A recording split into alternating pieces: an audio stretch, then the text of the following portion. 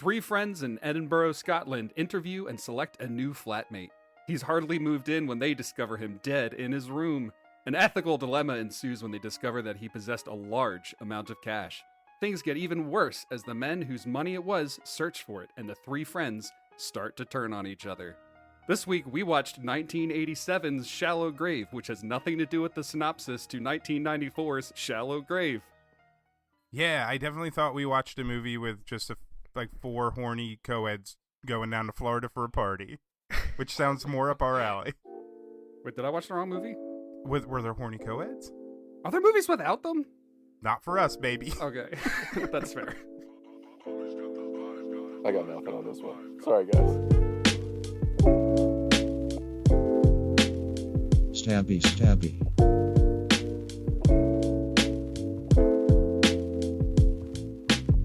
Hey everybody, welcome back to another episode of Stabby Stabby, the podcast where we watch old exploitation and horror and thriller and cartoon and sometimes I think just porn, and we break it down scene by scene and have a beer and talk about it.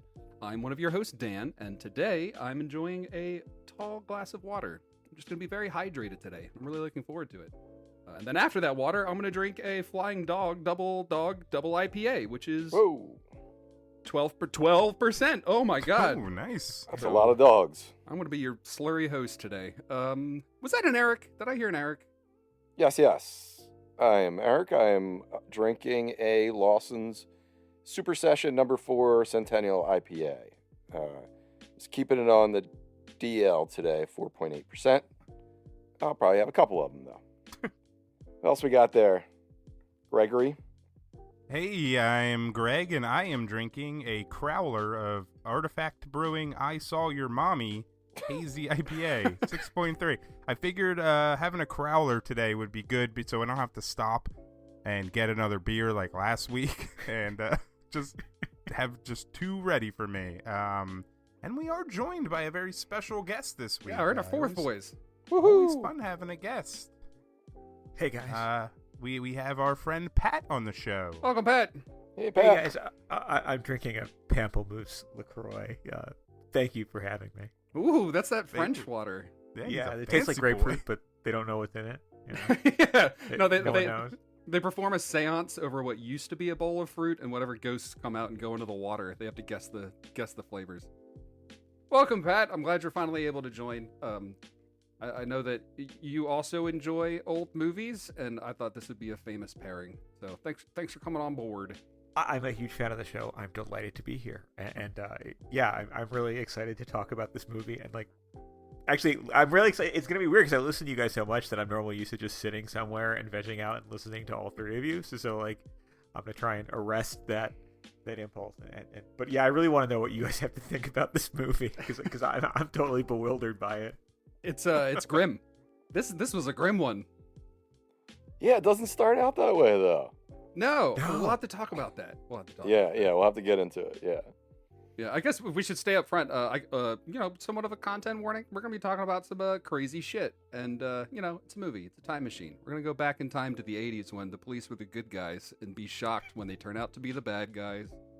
Spoiler Yeah, alert. and also, this is available on Blu-ray from Vinegar Syndrome, which is the version that we watched. So, if you like what you hear, go on out and buy it. I'm not being disparaging of Vinegar Syndrome, but I think the transfer came from a VHS. It was really crisp, high-resolution noise. At least that was my experience with it. Sorry, Vincent. Yeah, especially the early reels, especially the opening scene. It looked rough. But hey, you take what you can for a shower scene. You can't. I'm not complaining over here. Yeah, I read that it was scanned in 2K. So it's restored from 35mm elements, scanned in 2K, but those elements happen to have dog shit all over them. They didn't mention that. And it is funny that the opening scene with the gratuitous long nudity in it is the only reel that has clearly been watched 1,000 times. That is true, yeah. After that, they're like, we're good. It's like one continuous pan, right? It just tracks. It's an impressive shot, right? Yeah, it is cool. You know what? We should dive into this plot. What do you say? Let's pull it up in a Crown Vic and ask this plot to get in the back seat. Let's do it.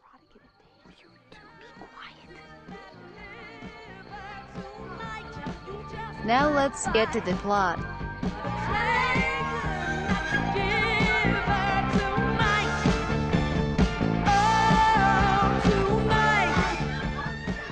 So 1987 Shallow Grave, directed by Richard Stiles, opens up with some opening credits over some background quiet giggling. Then we have a crosshairs show up, hit the center of the screen, and boom, we got the title, Shallow Grave. From there, we pan from left to right across different rooms in what I assumed was a girls' dormitory, and we hear some more whispering in the background from some girls. I don't really know what's going on, but we see some different rooms with different girls doing different things. One is patting her bra, so others are just a bunch of girls dancing, and we come across to the last room that we're shown where a girl is getting ready to take a shower. And It's a fun scene. what? It's creepy. I was just saying, it's a fun scene, but it's creepy. It does. Pat and I watched this together, and he was right. It's got like a voyeur vibe going on. You feel like you're in the bushes, walking along this building. It made me think of that scene in that famous scene in Animal House, right, where Jim Belushi is looking in the window at the sorority, where they're doing like the same thing, like the pillow fights and passing around a cigarette, and they're all like, all these co-eds are like nearly topless or whatever, and. They do. I think in the Animal House scene, right, if memory serves, when they ran it against a test audience, people were very upset about it, right? Because, if you remember correctly, like he climbs the ladder and like looks in the mirror, and so they edited it and they added a new shot where he actually turns to the camera and winks, right? Mm-hmm. That made it okay. So like he brings the audience in, and then suddenly it's acceptable, right? And I was trying to think about that in relation to this, like when we're outside the window, but like I think we can hear the girls talking like about boys inside, and then they're the other girls whispering outside, right? It's not like a heavy breathing stalker. Like we're with the girls. Yeah, they're commenting on what's happening. Yeah, because we find out what they're doing later. I actually really liked the like progressive disclosure of what was happening in this scene. Like you don't really know what's up until the next sequence, which I guess we'll get to. Yeah, and I watched the interview with Richard Stiles on the Vinegar Syndrome extras, and he was talking about, he's like, well, this is a low-budget movie. Typically, when I make one of these, we don't make sets, but for some reason they were able to make a few sets because most of the movie just takes place outside. So this was one of the sets that they made. So they probably had like that dolly track set up for that like pan, that like smooth pan, and I think that helped it. It made it creepier. Yeah, you're going through like walls and stuff, so you can see each room. Let me guess, the jail cell was a set that was designed. I was about to ask. by a bunch of high school kids. Yeah, it looked like a high school plays like rock wall with how it's painted. And if you notice, the gas station door is painted the exact same way. Yeah. Oh no, I didn't notice. But nice. Yeah, so paper mache and spray paint. That's where the money went. Like a community theater, like production of To Kill a Mockingbird shit. Right. Yeah. The thing that I think my favorite part about this, which I won't get too deep into, but this opening sequence, it has all the language of sleaze movies. Like the filmmaker clearly knows how to make a sleazy 80s like slasher movie. And then when the movie goes off the rails from here, it is not that. It doesn't turn into that. It turns into something completely different, and I loved that contrast. I thought that was so interesting. Yeah, I agree. Yeah, it felt like a sex comedy in the beginning, at least at where we're at right now. Like your standard sex comedy in the 80s. Yeah. The director says that he wanted this movie to feel like a Hitchcock movie, where somebody is like dealing with decisions that they're making, and going from one decision that you make, well, how do you figure out how to get out of kind of the bad situation you put yourself in, and things like that. I don't think it feels like a Hitchcock movie. No. There is the extended homage to Psycho, but that's like as far as it goes. Yeah, and why don't we just get to that part? Yeah. Will I say it's the best part in the movie? Yes, I will, but... Yes, you will. So we have the one girl heading into the shower. She undresses as we expect, and she gets in the shower. and all of a sudden she is attacked by someone who's all covered up, has a knife, starts stabbing her. We see all this blood come out, and she is very much acting like like Shakespeare getting stabbed. Like, she's reaching out, she's grabbing the wall, kind of slowly falling down, and she's covered in red. But from there, it would actually. Do you guys want to talk any about that more? I mean, yeah, yes. I mean, it was a shot-for-shot remake of the Psycho shower stab scene, including we had the closed captioning on when we were watching it, and the closed captioning says when she starts getting stabbed and it starts playing the music from Psycho, it says Psycho music at the bottom of the screen. Yeah. So yeah, it was just straight up the scene from I Psycho. think it tracks the drain and like the water, like her blood going down the drain. I'm sorry, I didn't cut you off. No, yeah, totally. Yeah, I think if they had the tagline Psycho with big naturals, I would have been more inclined to watch this like a little earlier. That's in the trailer. We didn't watch Yeah, but that. when we find out that it's all a prank, and then thinking back on it, you're like, well, why was she like so overacting and pretending that she was dying when she just got a little hair dye in? But I guess that was to fool the audience members, so. Yeah. It was fun. It was cool. It was. Yeah, and that's what happens. It was a prank killing. They had put like red dye into her shampoo, so she had like poured the red all over herself. And we find Greg, that out. Yeah. Sorry, no other credits for Kimberly Johnson. She's just credited as Shower Girl. So if you're looking Shower Girl, this is the only thing yeah, she's she been did in? some makeup behind the scenes in like another movie, but this is the only film she's starred in that I could find. Yeah. Oh, great job. So, 10 out of 10. You had a great career. She went out on top. It wasn't going to get better for Nice her. work. It wasn't going to get better for us, the viewers. So I just want to point out that the next scene's going to take place in like a church of some kind or some kind of like religious education building, some kind of building someplace. And this Psycho... No, yeah, it's go ahead. I'm sorry. The direct fade from the Psycho to the stained glass window that like looks like the drain. Yes! It was amazing. It was awesome. It was nice. It was a circle. It was like following the blood down the drain. It was like a circle into a circle. And then even the text on the stained glass, it said like a shower of roses from heaven. And it had like a saint like throwing like red roses off a cloud or some shit. It was cool. It was pretty cool. Brilliant. Yeah, and that's when I thought Loved this it. movie was going to have that, just like the Majorettes had that religious like subtext to it. I thought this was going to, and it sometimes really tries to, but it's very like heavy-handed, and it doesn't work, or it's unnecessary. Yeah.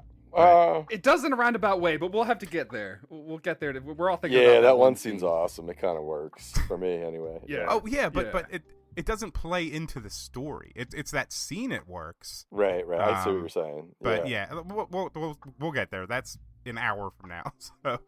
Well, with us, it's like buckle up, 2 hours from now. Yeah, it's 2 hours and 3 co-ed from now. Yes. Right. Yeah. We'll have more of a body count to consider. All right. So from the fake killing, we learn that it's a prank perpetrated by Sue Ellen, Patty, Rose, and Cindy, who we'll be following through the rest of the movie, mostly. I want to find out favorites later on too, because everyone has to have a favorite. All right. So, yeah. Yes. So those 4 girls are all currently attending a Catholic university or a Christian university. I don't know that much of the difference. They get in trouble with the head nun. Not hot. She basically not. Yeah, this is Thanks for a clarifying. not hot old nun. Sometimes you can get a hot old nun, but this one's not. If it wasn't the last day before vacation, I would be forced to do something drastic. Like revoke all weekend passes? I understand the 4 of you intend to spend your vacation taking care of Miss Spencer's invalid grandmother. Yes, sister. Grandma's looking forward to us coming down and spending time with her in Florida. Fine. I'd like the 4 of you to do me a little favor while you're down there. No problem, sister. You just name it. Good. I'd like each of you to write a 100-page report on the teachings of St. Paul. 100 pages? Jesus Christ. I mean, was that St. Paul you said, sister? That's correct.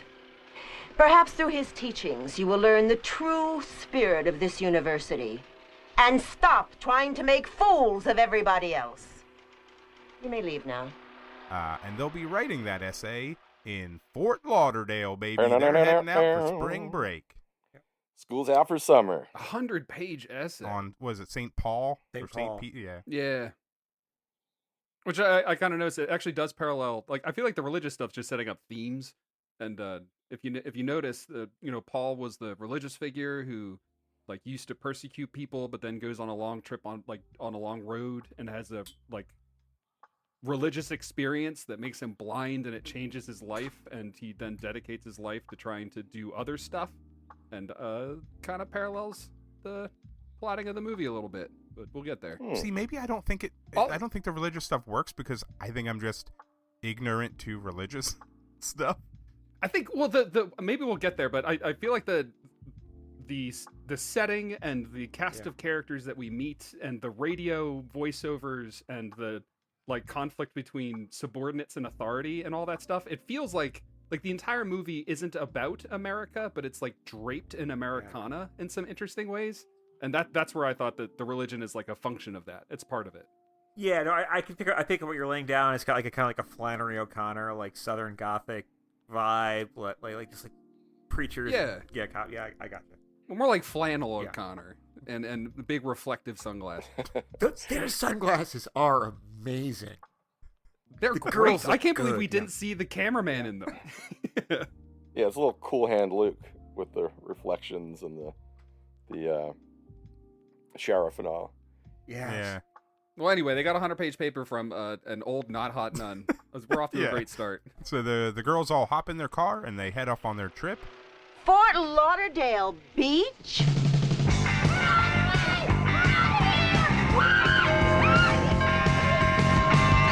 I feel like we get a pretty solid 80s driving montage. They get pulled over several times by the cops for I'm sorry, the montage. We got to talk about this song. Yeah. We have to. It's like something about the radio on overload, putting it in pilot mode. Lots of pilots, pilot zone, pilot bones, pilot moans, pilot homes. Wait, is that? There was they said pilot mode like 5,000 times. It was just all about pilots. It was horrible and amazing at the same time. Put her in pilot mode with radio overload. Can keep her satisfied. Put her in a pilot mode. Leave her on the overload. Set her in a rhythm of the ride.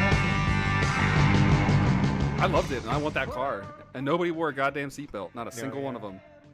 The song is called Pilot Mode. Okay. Which is great. Yeah, I would hope so. All the songs are the same guy, right? Yeah. Written by Mason Daring, apparently. Every song, yeah. Yeah, we're gonna have to find the soundtrack. Maybe they'll release it on vinyl on Record Store Day or something. Yeah.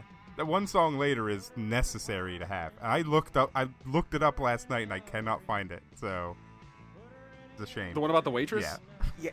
Yeah, that's a good one. Yeah, the song that's like, this is a small, normal American town, and there are waitresses here. Yeah. She works real hard. Yeah, It's awesome, because, people are like, well, show, don't tell, but next level is sing, right?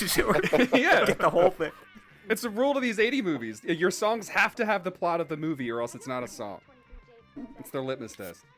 What's why they're pilot? wonderful. Anybody know what pilot mode is? I assume it's just like when you set your autopilot. Okay, all right. Or maybe it's like pilot mode is going fast because they do get pulled over a bunch. So yeah, maybe it's like a pilot for a gas stove. Like things are about to get lit. That's it. Yeah. These girls are gassy. It's a feature on the 600 Turbo where you can stick a can of Budweiser under the accelerator and just it's like the 80s cruise control. Yeah, it's a good little montage.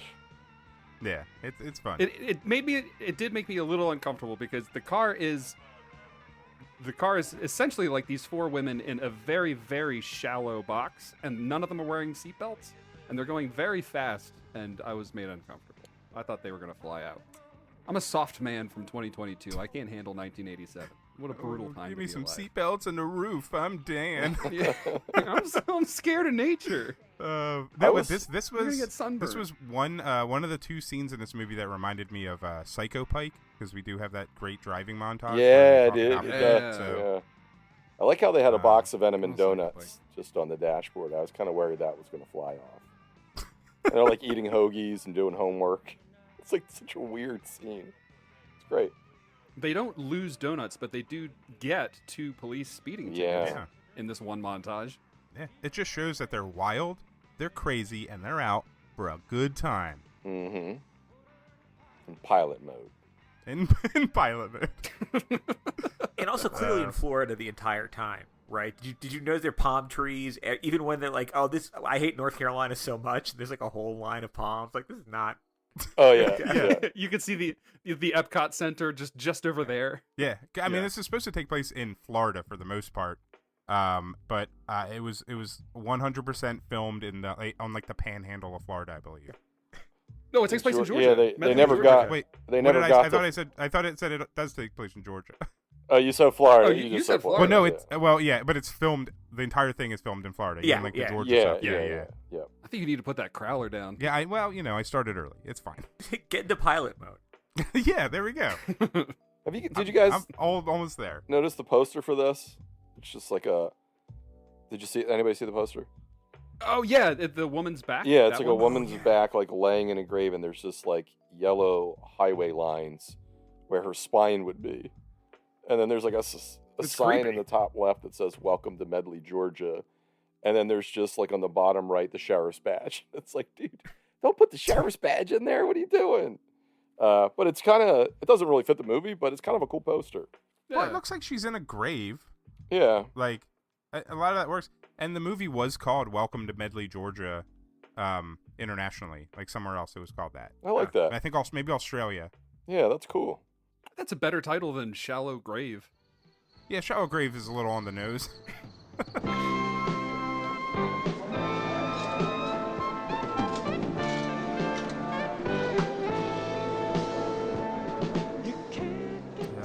All right, so we'll move on because the girls are finally it's finally nighttime and they stop for food at what they think is a shady barbecue place, but it just looks like a roadside barbecue place.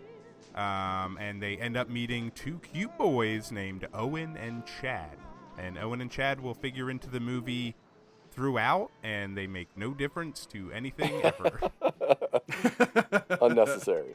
Yeah. They're just studly eye candy. That's the only reason they're That's there. true. Also, did you see the one guy playing pool was wearing another in our series of awesome baseball caps that just said in all capital letters "Action Pool," Right. and I want a hat that says "Action Pool" with my Burger Hut hat. That's right, Burger Hut. What was Yeah. it? Burger World. Burger World? Burger Yeah. World. That was it. Burger World and Action Pools. They should be next door to each other, and it would be disgusting. There'd just be chewed burger in the pools. That's what the action They is. could put on some Hollywood pants and they'd be good to go. Full ensemble. So Which anyway, one is which? Yeah, They both have this whole piercings, movie right? is just gonna. This whole episode's gonna be callbacks to old episodes. That's fine. I'm so sorry. Yeah, which one is Chad and which one is Scott? Is that Owen. Owen, Owen was okay. like the blonde one. Chad was the brunette one. okay? I think. You know, the one with the earrings. The both of them with the earrings. And they're both from University of Michigan, and he's got like the bootleg Michigan shirt on. Is that Chad? I think. Yeah. Yes. I don't know. Okay. Yeah, I don't know. I don't think. I mean, it doesn't matter. Yeah, they're sort of interchangeable. Yeah. I did. I like the idea of bootleg collar shirt. If it said like Michigan instead of Michigan, if they just spelled it wrong. That'd Missing be a awesome. letter. It said like Yeah. Michigan Wolverines, and it just had a drawing of the X-Men Wolverine. It's like double bootleg. I did look up these guys' credits. So Chad is Vincent Tamaro. The movie I wrote down, which is one of my favorite movies of all time, he was in Barton Fink as an uncredited nice. dancer. So probably some background character, but that got my attention. And then Owen is Gregory Todd Davis. He was in Nightmare Beach, American Rickshaw, and some movie called Blood Fight. which I've never heard of, but it's got a kind of cool name. Nice. That sounds good. Yeah. Yeah. Yeah. Add it to the list. Blood fight. Do you think they fight with blood? Like super soakers? Maybe they fight in blood, like a pool of blood. I like that idea. Like mud wrestling, but like way, way less sanitary. I'm on board. You were required to have tetanus in this sporting event, sir. The audience just is like hooked up to IVs and are just bleeding into the pit while they fight. God. I should not have worn my white shirt to this event. This was a mistake. I'm gonna ruin my Mickigan t-shirt. Sorry, Greg. all We're right. totally derailing you here. These two young men are a sight for sore eyes for these four co-eds because they're the only people as attractive as them, and they're. I think they self-describe as co-eds, right? I think at some point that's what they call themselves, right? Okay, Yeah, I think so. Is that like a derogatory? I mean, I know you're not supposed to call people that pretty now, useful. right? I think now they're just college students because it's not like co-education is but yeah, like I think they call themselves like co-eds. yeah. But I never really thought about what well. it means. I'm just stuck on that co-ed train now. These tracks have been laid. It's a good train to be on. Unlike these two boys who desperately want to be laid. Yes. The girls and Chad and Owen make plans to meet up for breakfast the next day, and Sue Ellen steals their money and IDs. Well, she steals, I believe, Chad's money and ID for insurance that they'll show up. And that will factor in kind of, but again, not really. Do not remember these boys for the rest of the movie. It will not matter. They come back for about 3-minute scenes at a time. So one of them steals her book too. I think like Chad Yep. takes her copy after like negging her for being only in sophomore English or whatever. Wait. Number one, she just gave us the name of the school. And number two, she's reading what looks like a second-year lit book. It's a fourth-year lit book, but you probably haven't gotten to that reading level yet. Paradise Lost. It's not a sex book. Tell me, do you think it's better to rule in hell than to serve in heaven? In Michigan, it's a second-year lit book. Takes her copy of Paradise Lost, maybe, and like there's like some quote about it being a prince in heaven or a king in hell or whatever. I don't fuck pauper in hell. It felt like another one of these like religious gestures that didn't go anywhere. But yeah, I think he took her book, sort of like they both exchanged objects, like without. Yeah, knowing, but he didn't Yeah. know that Sue Ellen stole his No, ID that's right, and yeah. money. Yeah. Yeah. He's very upset later when he learns. Yeah. Yeah. I Because he like- has no money to buy food. I like how Sue Ellen's like, it's not a sex book. When he asks her about Like she has to Yeah. clarify. Yeah.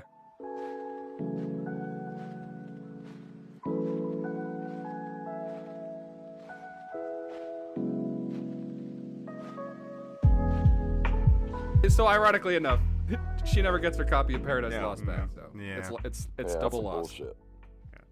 Yeah. All right, so next morning, the girls are driving through very rural Georgia, and we get some, like, radio discussion about how they're, I don't know, southern stuff. They Small announced town there's southern going to be a hog roast and pie bake-off, and I want to live in that town. That sounds awesome. They also mentioned something about an expert on backwoods survival, and I was like, ooh, is that going to come in? But it doesn't really later on. There's a lot of backwoods stuff, but none of it involves We get some surviving. of him on the Put it that way. radio. I think that there's a cut in this. It's not the clearest cut, but like they're driving and then they're driving again, and then it's the backwards survival guy like wrapping up his spiel about like you can eat any kind of tuber, and it was that weird. Yeah, Mm-hmm. it was a lot of local, and there was a song about Georgia too. I think. Yeah, the medley, the medley about medley. Medley 11:55. It is 11:55 at 11:55, and I'm Fat Jack Cragen with you here till 5 o'clock. Today, we're saluting the citizens of Medley. We've got the Reverend Turner of the Divine Miracle of the Son of God Church at 4 o'clock with an inspirational sermon. But right now, it's time for our weekly mayoral address. Where are you living this Yeah. week, Billy? That's good. I didn't even notice that the radio broadcast linked together shot to shot too. That's good continuity. I hadn't even realized. Yeah, Yep. I didn't. I was just waiting for something to happen. Yeah, there's a radio host later on I want to talk about, but we're not quite there yet. Yeah, we'll get there. Yeah, well, they're about to meet my favorite character in the entire Yes. movie. That's Dale, the gas station attendant. So they stop for gas, and we meet who I will call Willie T's southern cousin. Yeah. From Yeah. Pike. And they get gas. He's a nice guy, but he tells them that like it's hunting season. Everybody's out hunting now, and and that's all the boys are out killing animals. I like that the dudes drive by in their like pickup truck with their guns, and Dale yells to them, "Don't shoot your nuts off, boys!" Don't shoot your nuts off, boys! that reminded me of a Willie T line. Yeah. Yeah. I like to think that they're cousins, pen pals. You know. What floored me about this scene was one, I love Dale, the gas station attendant. He might be like the most physical performer in the movie because he just rolls his eyes through every line that the girls deliver. He's like kind of bashful and giggly, and he can't like meet eyes with them, and it was great. I loved him. He was wonderful. Also, a pickup truck full of like screaming white people waving shotguns around drives by, and he's like giggling. He's like, "Ah, those boys." Imagine living in a town and not being freaked out by seeing a pickup truck full of people with shotguns roll by. Well, that's a life. It's interesting you say that. Like, so originally, the writer and the director of this movie say that the original script was something different than this movie. So the writer said that the original script involved a critique on Jim Crow laws. And the four girls were originally a biracial couple. Wow. Going, being tracked down south. The director said the original movie was an alien movie. So I don't know what's what. What? Not on the same page. Yeah. I kind of want to see that Somebody movie. missed the meeting at some point. But you could definitely see the concept with like, or at least if you think about it, how that would work in like very well with this movie. Yeah. I want to see not the alien, Absolutely. the Jim Crow law biracial couple situation. I want to see all three. Yeah. The current movie, the Jim Crow stuff, and the alien stuff. Throw it all together. It'd be amazing. Yeah, what if it's an alien that's being like chased down because there's a type of Jim Crow law against like Martians? Or like a brother from another planet situation? Yeah. Yeah. Yeah. Oh man, that would be great. Perfect. What if all three movies hook into each other, like prequel, main film, sequel? And what if the alien is in the prequel, and then that's the hog roast they're talking about? So you only understand the in-joke if you saw the prequel, the alien. So they split the difference between alien and interracial couple, and we're just like four white sorority girls? Is that like... Good enough. All right. Yeah, I think four sorority girls would be that middle ground. It would be my God. Wonderful. Man, I can't believe that. That I would rather watch the other movie. I would rather watch the other movie. I feel like there's certainly more tension involved and fear. Like this was already so tense. I was so uncomfortable through most of this movie. I clenched the entire way through. I'm not going to tell you. Well, you were watching with Pat. I think we know. Yeah, that's right. It's just his hand the very, whole very time. white knuckling it. Yeah, yeah. Still has my imprint on it. Yeah, but anyway, Dale does him good and gives him gas, and then we never see him again, except for in my dreams. Yeah. Bye, Dale. Yeah. I miss you. Always the gas station attendants are amazing. Yeah, like man, my favorite. Yeah, like gas from Existence. You're right. Yeah, and man, I think we're just a bunch of gas boy lovers here. Yeah. Well, and well, I would be careful how you word that, but yeah, the two dudes in Kingdom of the Spiders. Two like local gas station guys. Remember them? Oh yeah. Yeah. The gas station attendants are the best characters in every movie. Oh, and Highway to Hell, we had a good gas station attendant too. Yeah, they were. And what about what was the 3 movies in one? I can't remember what that's called. I can't remember the name of the movie. Terragram with the Hick gas station attendants. Oh yeah. First short. Yeah. They were amazing. Huh. They were like women Dales, and there were 2 of them. I guess because you can just kind of play up this like stereotype that's not offensive, so you can kind of just have fun with that character, like playing it. Well, they're just goofy and relatable and fun. Or maybe they're relatable to me. I like sloppy, just people being themselves. I love that. Love it. It's like folk art, but for being yourself. You know, you just do what you know. That's fine. I love it. So anytime you're just being yourself, you're just sloppy. I mean, I'll speak for myself, but yes. Every one of my shirts has a mustard stain on it. I just have spaghetti sauce in my mustache all the time. I'm not allowed to eat spaghetti. It's holes in your socks. I mean, that is true. I have a toe through my sock right now. I'm not even gonna lie. I mean, the other day, my neighbor saw me outside, and I was wearing pants that had like a hole that started in the crotch and goes all the way up to the zipper. Like it's clearly just open in my crotch. Yeah, you're just gonna be sloppy. Some days you got a sloppy day. It's fine. It's authentic. Yeah. Did we meet Dale's dog? It's not. We never see this dog either on this first gas station visit either, right? No, you hear it though. We don't. You do hear the dog barking in this scene. Okay. Oh, Yeah. okay. That's a good little touch. Well, that comes back. Yeah. And I love the way it comes back. That's a good scene. All right, so we'll move from the gas station. The girls are driving down the road again, and they end up blowing a tire and almost crash. 50 cents a page. $1.50 a page. $1 a page. You're on. What's so funny about a business agreement? Nothing. It's just that she's doing it for us for 50 cents a page.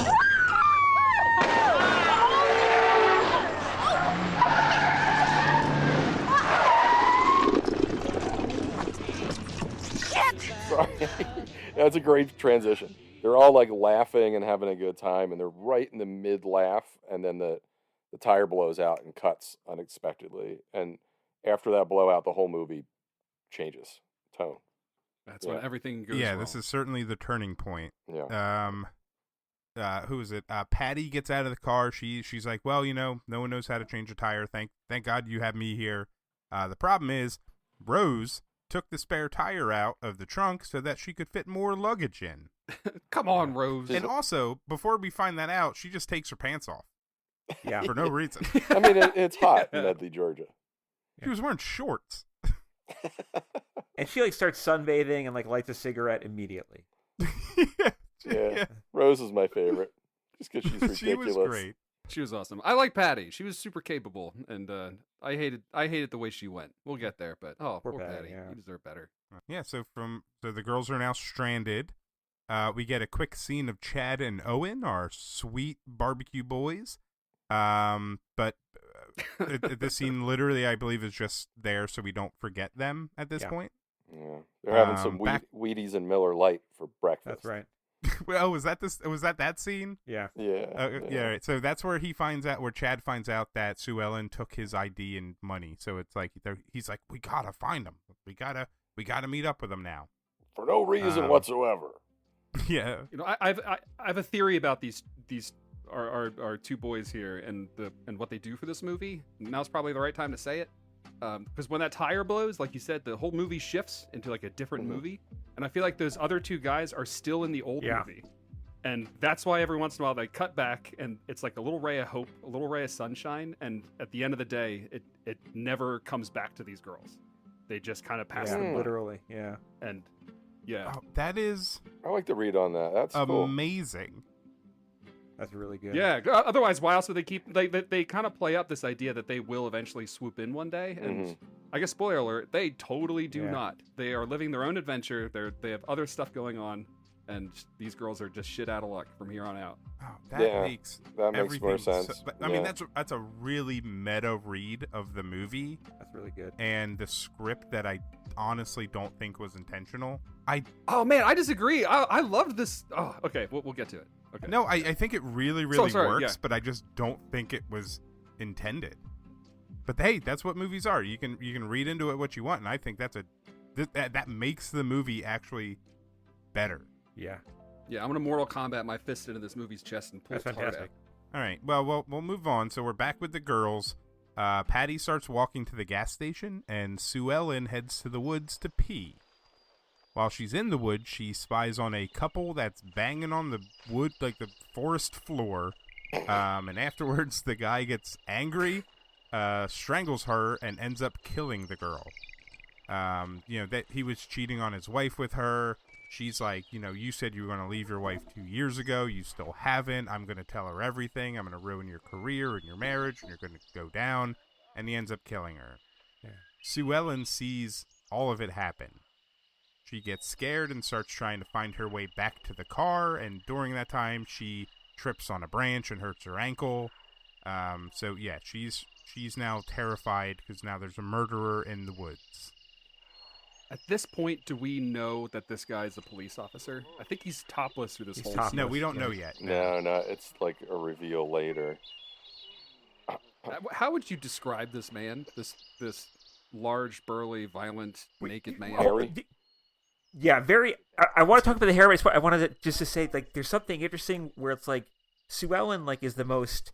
She's the one who talks the most about sex and about, like, boys, right? And they go through her laundry, right, while she's in the woods, and they find her lingerie. So, like, she's, like, the most boisterous and sexual and like, self-confident and whatever. And there's something interesting, because I think she's the one also that's whispering in the first scene, and then she goes into the woods and pee, and she does another voyeuristic thing, like watching people, and she seems to be really enjoying it until the fight starts. Yeah. Mm-hmm. Yeah. And it's like, so she's watching her own thing, and then she falls into this hell movie. Yeah, totally. The reality of the situation just runs her over like a train. Yeah, totally. I think the only thing that would make this seem better is if she urinated the entire time. Yeah. And like when she saw the murder, you could hear it stop for a second. It was like, tss, but then after the murder, it just kept going again. Yep. All right, we should write a parallel movie of this movie called like. Wait, there already was a Shallow Hal. Never mind. Shallow Hal and Shallow Grave are couples. That's a couple. That neck that snap is pretty brutal when he is fighting with her. Like the sound effect, you can hear her neck snap, and when that happens, they cut all the music out.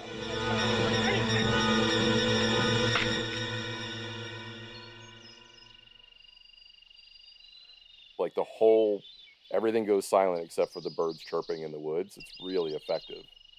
It's pretty cool. That whole engagement between him and that woman in the woods was something about the way this movie handles violence made me so uncomfortable. All right, so meanwhile, Patty gets to the gas station, but it's closed because our gas boy Dale he has gone hunting. Back with our murderer in the woods, he loads the woman's dead body in the car, and we fade back to Cindy and Rose at their car, waiting for Sue Ellen to come back. And that was a great little fade, because they had the like dead woman's face and profile, and it just like faded into Cindy's face. Yeah, dude. Like in the same position. Yep. I thought it was really cool. Yeah, I wrote that down too. It's a little like little Coen Brothers right there. It was awesome. And she breaks the silence by shouting, "This is bullshit." This is bullshit. Do you think she's lost? No, she's probably playing one of her stupid jokes. I swear she can be so adolescent sometimes. Well, if she is lost, I hope she finds a pack of cigarettes out there for me. Come on. So Rose and Cindy decide to go look for Sue Ellen. We cut back to the guy who is digging a shallow grave. Cindy and Rose come up on him and ask, like, hey, like, can you help us? We have a flat tire, we don't have a spare, and also we're kind of lost now in the woods.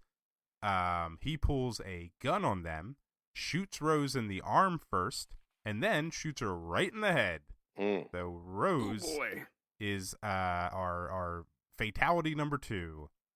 And Cindy is able to run off and at that point escape from the guy. That was a great headshot, by the way. Did you guys shout when that happened? Yeah, I shout anytime a woman dies, Dan. I have a heart. That's very chivalrous of you. Yeah. No, it like caught me off guard. It was brutal. It was really intense. It looked great. It was like a slow-mo like squib like installed on her scalp. You know, it was just like boom. Can you put a squib on a head? I mean, how else would they have done it? I was thinking maybe they put like a metal plate next to her head, or she was wearing like a helmet or something with a squib bolted on the side of that. Yeah, I mean, the blood did shoot out the back side of the head, so like you couldn't see where it came out. So maybe, but away from the camera. This movie was so cheap to make that all the actors besides like the sheriff, I believe they were all just local actors who got paid like nothing. That doesn't surprise me. Yeah, I wouldn't think that they would use spend too much money on special effects. They spent it all on making that dormitory. In the jail cell. Yeah. I liked how Rose was just having a conversation with a dead woman in the car. She's like, do you have a cigarette? I really could use a cigarette. The lady's just like dead in the passenger seat. Oh, I was so tense for that. It was crazy. Oh, it made me so uncomfortable. Oh, so good. Well, I like, it's interesting the fact that this guy who, you know, these girls knew nothing yet. He didn't even try to talk his way out. He just immediately pulled his gun. Yeah. It's interesting. Like that's his first resort. And at that point, he's wearing his like sheriff's shirt, right? He's got a badge on his chest, and the camera lingers for a while on his that awesome like police issue revolver he was has. topless. That really, was he topless for that He had for that moment? No shirt on while digging. Yeah. Okay, so we still don't know that he's a cop. But one thing I did notice was that gun was really polished. He spends a lot of time sitting around rubbing that gun. Yeah, they really focused on it. All right, so now we have Sue Ellen. She finally makes it back to the car, but obviously no one is there. She takes the car keys out of the trunk and heads towards the gas station, and she meets up with Patty on the road to there. Together, they head back to the gas station. So Cindy makes it back to the car shortly after. The keys are gone, so she's kind of stranded there. But she does see the girls at a distance down the road, and she's trying to yell out to them. She starts to honk the horn, and all of a sudden, our murderer comes up behind her, strangles her to death, and now Cindy is now our third death of the movie.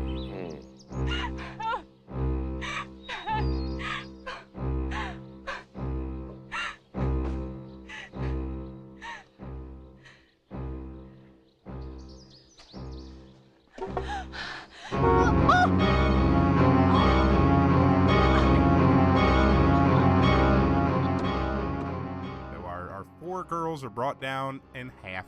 We got two young co-eds walking to the gas station. We knew these people too. They spent a long time setting up all their characters, so I kind of felt each and every one of these deaths. It was jarring, and I wasn't expecting two of them to get snuffed out so quickly. Yeah. They established a threat pretty intensely. Yeah. Also, why not just drive on a flat? If it's a life or death situation, keep the keys in the car, ignite that thing, and drive away on a flat. Well, yeah, I think that's what Cindy was going to do, but Sue Ellen took the keys. Right. But why did she take the keys? It didn't really make any sense. So now we get a little scene from Sue Ellen and Patty as they walk. Sue Ellen says that she didn't get a very good look at the guy, and like Patty's just like, "Oh, did you see anything?" She's like, "If you're asking about size, I couldn't make it out," or something like that. Like, yeah, what was that? She's terrified, hurt, just witnessed a murder, and she's joking about sex. That's just who she is. I mean, you gotta throw a dong joke in to balance everything out once in a while. Scrubbing our brains. For every 3 murders, you got to get a dong joke. I like that rule, actually. That's how I live my life. Yeah. Oh, that's our Sue Ellen always joking about dicks. She was very what was the name of the girl in Married with Children? It was Christina Applegate's character. Regardless, like, yeah, the daughter. She reminded me a lot of her. Yeah, her description was also of his hair. She's like, I think he had like brown hair or black hair or something. Yeah. And then she's like, well, he had hair. He had a lot of it, all over. She witnessed Sasquatch murder. He's a hairy man. Yeah, so Owen and Patty are heading to the gas station. Then we cut back to Owen and Chad, our barbecue boys, are waiting for the girls at the predetermined breakfast spot. Chad is worried about them because they didn't show up, and also he wants his money back, and he decides that they should go looking for them, try to figure out where they are, because they might be in trouble.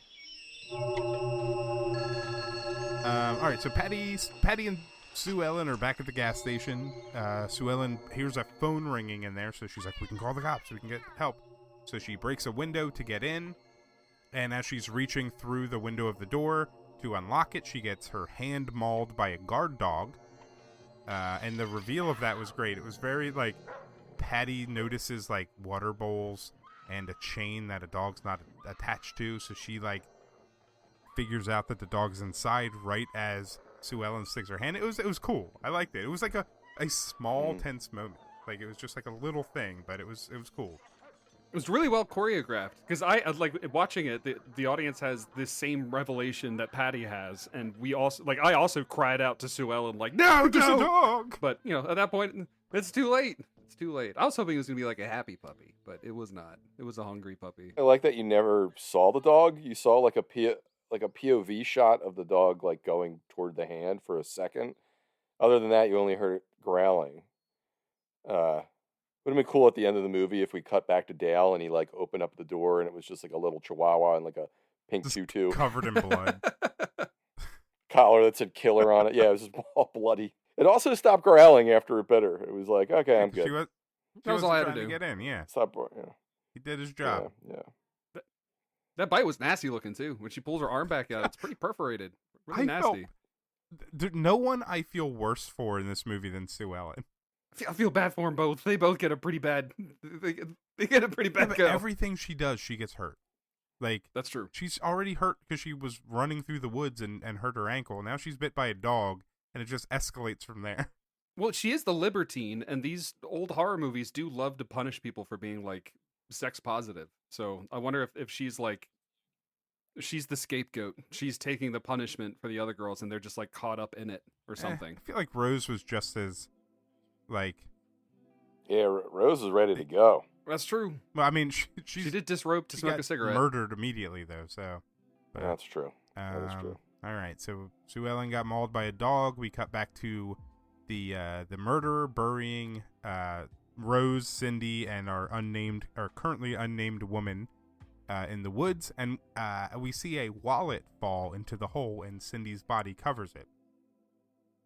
From there, we cut back to Sue Ellen and Patty, and a police car pulls up, and Deputy Scott arrests them for breaking and entering. Whoop, whoop. And he's playing the hard ass deputy in this first half of his character. I love Deputy Scott. Yeah, this opening, I hated this guy for the first couple of scenes, but then the rest of the movie kind of humanizes him, and I kind of learned to love him. He's a nice fellow. I completely He was an agree. asshole in this scene. Yeah. Yeah. So at the police station, Sue Ellen tells the deputy about the killing, and everything that she has experienced, but he doesn't believe her. In fact, he doesn't believe literally anything that she's saying, where she's just like, two of our friends are missing, and I saw a guy kill a woman in the woods, and we were just trying to break in to call you to help us. So he puts them into a cell until Sheriff Dean comes back, and we cut. Deputy Scott gets a call on the radio. It's the sheriff saying like, hey, they're not lying about one thing. I found their car. They do have a flat tire. And we cut to him at their car, and this is when we first see the sheriff, and we can realize, well, he's that killer. He's the killer in the woods. Bum, bum, bum. And we see him go to the trunk of their car, but it cuts before we see what he ends up doing with it. It's a fun reveal. I think... Oh, yeah. Sorry, go ahead. No, I was literally going to say that. Like, I really like that reveal where it's not like... You could have maybe not noticed. He was wearing a hat and sunglasses, but...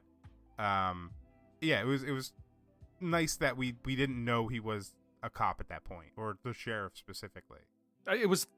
I was wondering if, like, for the audiences of the time, if the idea of the cop being the killer would have been, like, more shocking.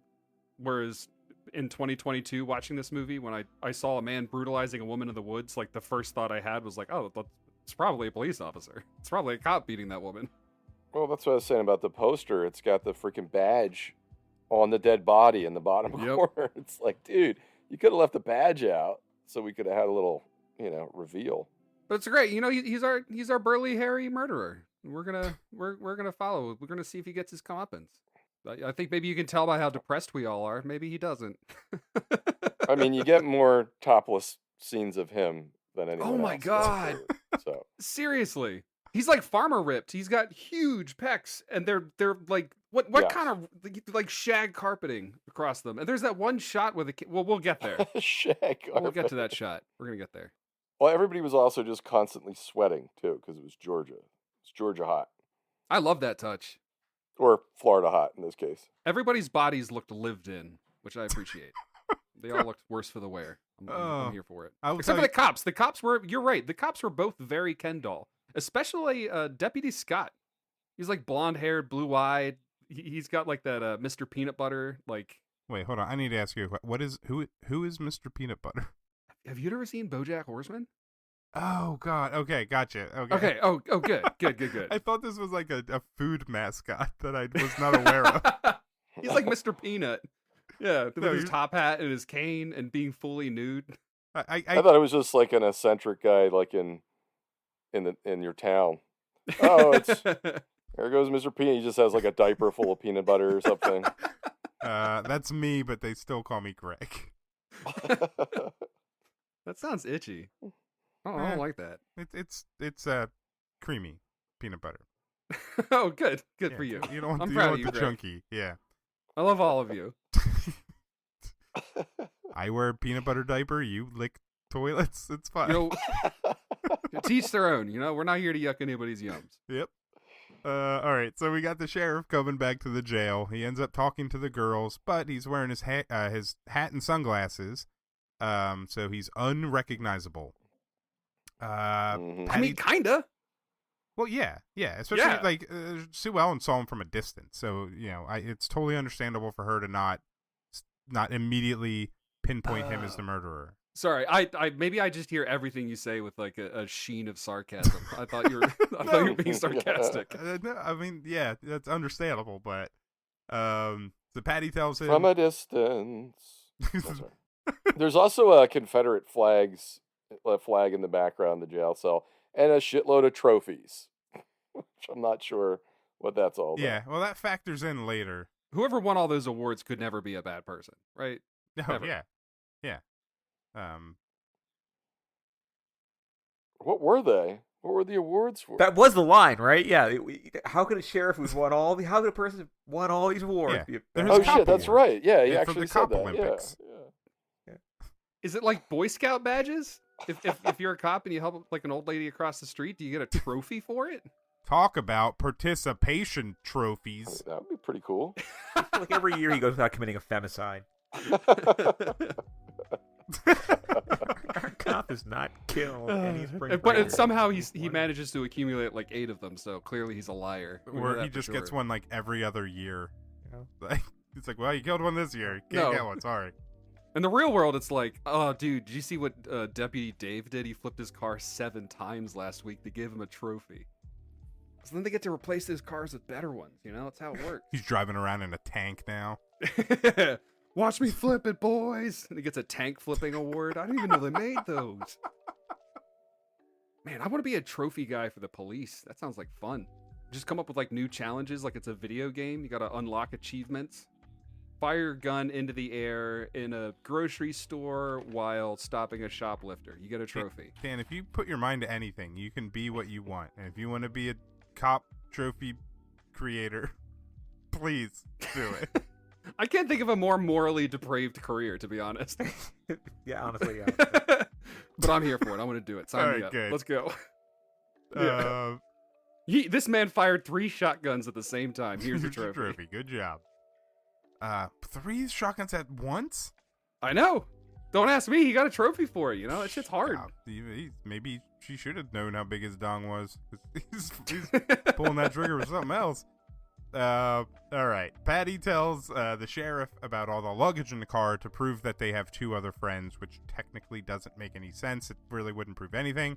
But Sheriff Dean takes them to the car, and they check the trunk, and there is no luggage to be found. Yeah. And then he cleaned. And he also vacuumed afterwards. he just kept the clothes. Well, he kept the underwear, probably. He seems like a skeevy piece of shit. Are the donuts still there? Oh, man. No! That's a good question.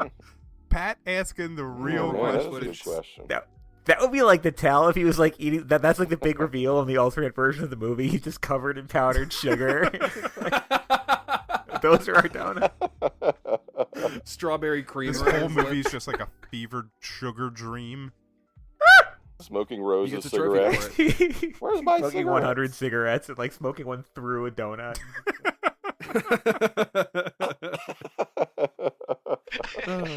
I'm just kidding. Ladies and gentlemen, the Honorable Mayor Billy Trout. citizens of Medley. When you can live in a town where you say hello to the other folks on the street, where you can trust your neighbor, you're not just living in a small town. You're living in a town of certain morality. Oh, man. All right, so here comes my favorite scene in the movie.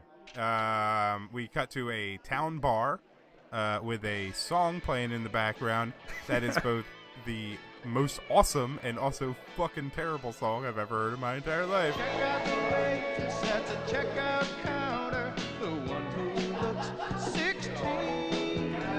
We just decided she's trying to hide. Man, I wish I remembered how the melody went, but the lyrics are: check out the waitress at the checkout counter, the one that looks 16.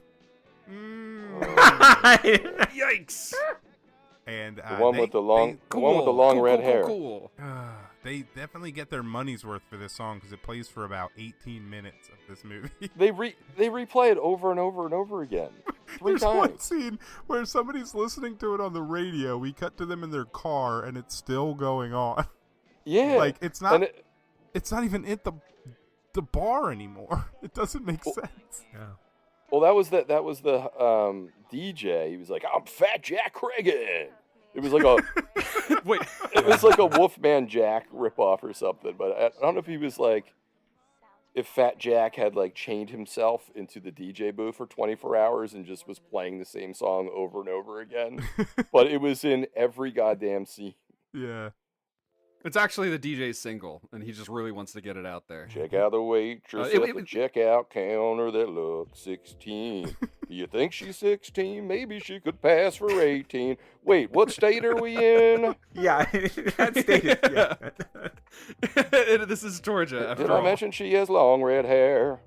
It was catchy, though. This is. I put in my notes that this town, that's also accompanied with a whole series of establishing shots of Medley, Georgia, and how sleepy it is, and people just kind of mulling around and drinking Budweiser and whatnot. And I put in my notes that this town feels like massive air quotes wholesome. Yeah. It's like that seedy American underbelly kind of vibe where everybody's at peace, but also they could kill you. Maybe they wanted to. Yeah, really uncomfortable. There's only one Every black scene person in this movie in the bar, made me right? tense. There's one black person, right, in the entire town. And he's just sitting alone and smiling. Yeah, that was. Yep.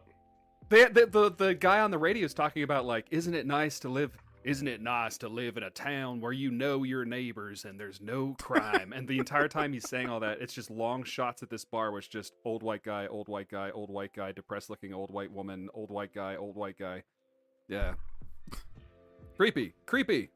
America's creepy, man. Those little towns are creepy. If you're from one of those towns, leave us a 5-star review, all 5 stars, please, and tell us how creepy. Tell us how many of you are secret murderers. Yeah. Tell us if you ever checked out a waitress at the checkout counter that looks 16. Yeah, actually, please do, and give us your address, and we will not contact the FBI. I mean, this definitely had a Hicksploitation vibe going on, besides being sort of a slasher/thriller, Yeah. So at our bar with the checkout counter girl who looks 16, the deputy comes in and he's asking about one of the women that works there. Her name is Angie, and he seems to have a little crush on her. But the waitress that he's talking to doesn't look 16, but she does flirt with him back. He's not interested. He likes Angie. And Angie, we come to find out, and probably would know at this point, is the dead woman that the sheriff killed earlier. Deputy Scott reports to the sheriff that Angie is missing, and I think the sheriff's just like, I can't just put out APB for just because somebody didn't show up for their lunch shift. I guess, but also we know you killed her, and that's sad. Now we're sad. And we see the sheriff after that go to Angie's house and pack up a bunch of her stuff so it looks like she left town. This guy is just compounding his evilness and just making it completely worse just to get out of the repercussions. Has he done this before? That's what I wanted to ask. Yeah, I don't think so. Yeah, I don't know. Guys, I'm gonna go out on a limb. I'm gonna say if I see somebody murder a woman in the woods, I'm gonna think they're a bad person. So I'm just assuming from that point on, this guy's done this before.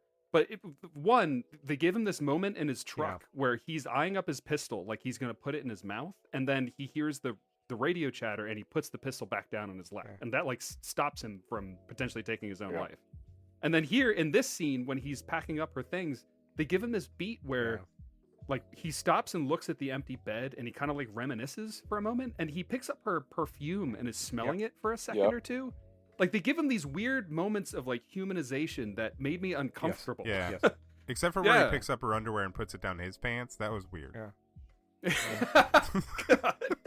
He wakes up from a dream, too, right? Hearing her screaming, I'm going to destroy your family. I'm going to destroy your family. Which was a really, that was quite a scene. That's why I think, like, he hasn't done this before. He seems very morally conflicted, and he's acting on instinct with a lot, especially, like, killing Cindy and Rose. Like, it was just, I think he could have talked his way out of it very easily if he didn't put her body in the car for someone to find, but like... I mean, it goes back to the tagline of the movie. Like, it is more horrifying when the murderer has a badge, because like any other person, like maybe he had, not like any other person, but he had an impulsive moment where he did something terrible that has consequences, and it just happens that he has the authority and the resources to be able to get away with it. And the rest of the movie is just watching him get away with it.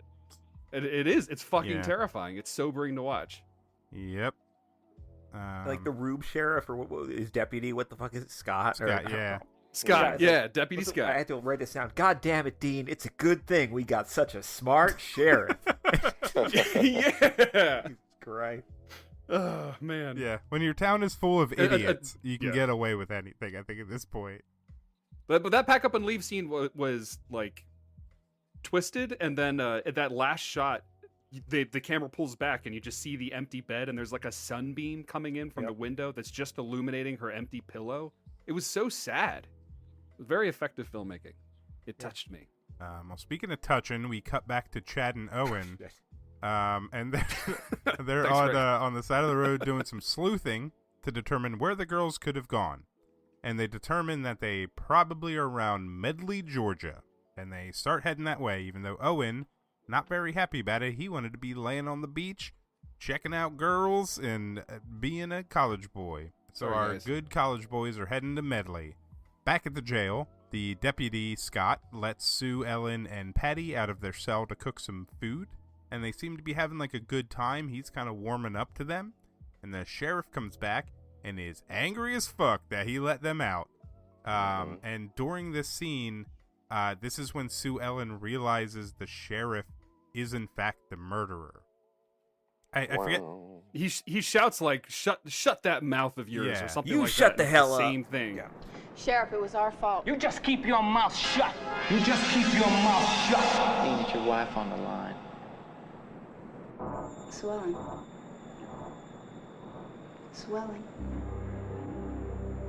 We'll go back to our cell. That was it. Yes. Yes. And it was the same thing he shouted at the woman that he killed before. Yeah, and he also had that like red rag from his pocket.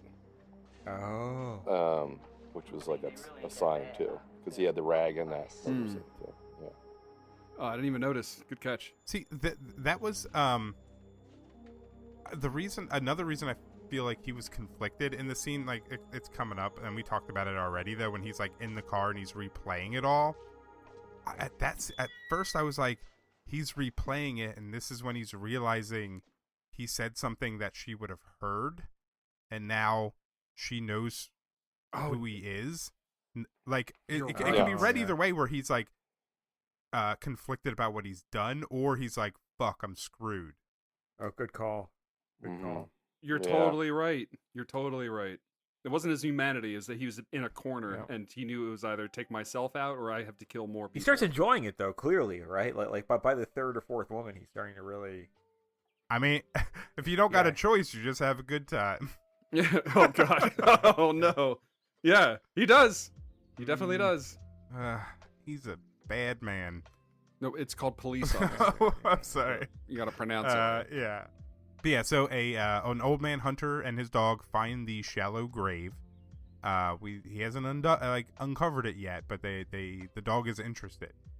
This is where we get a shot of the sheriff by himself, kind of like sitting in his car, replaying the scene of the murder in his head. And like I said, this is where I think he realizes that Sue Ellen knows what's up.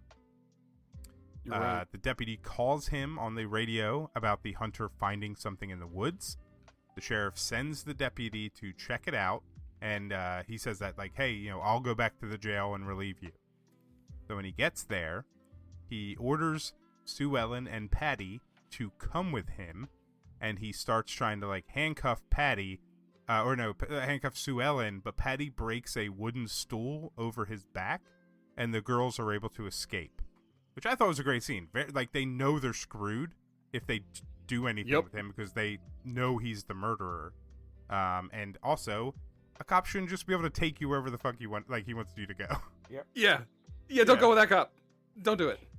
That's a good idea. Run. That's better. Yeah, before that chair breaking scene, there is another jail cell scene where she's talking to the deputy. Yes. And she's like trying to confess that or maybe she's talking to her friend that she knows that he's the murderer. And they're like slow zooming into her, and there's graffiti on the wall, and the graffiti just says, says "too drunk to fuck" with a flaccid dick on it, like drawn next to it, and then next to that just says "no party for you." But they're just like slow zooming into her the whole time, and it's getting like more and more in focus. I wanted them to go past her head and just only focus on that. On the penis. Just I keep love pulling in. all the graffiti around. Like, I don't remember like much of what was written, but everything was great. And the fact that they just built that jail cell and decided what they wanted written on it, like, that's just so good. Yeah.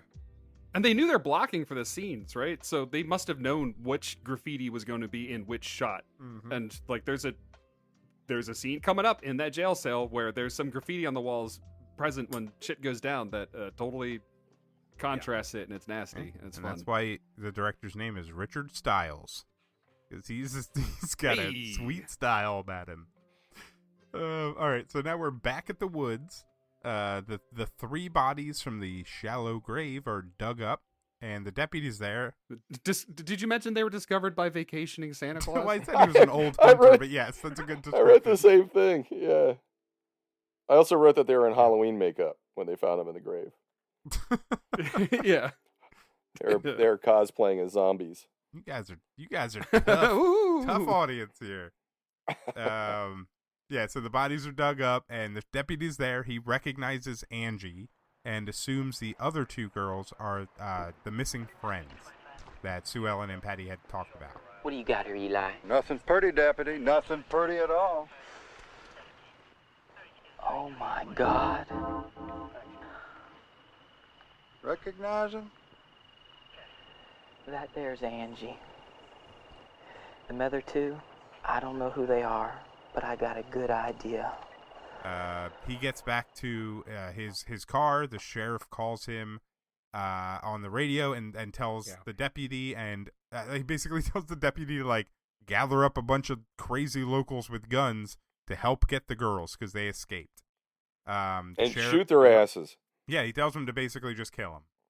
You be real careful of this little tramp. She's already murdered 3 people. I don't want any of you risking your lives. So I'm authorizing you. I'm ordering you. Shoot her on sight.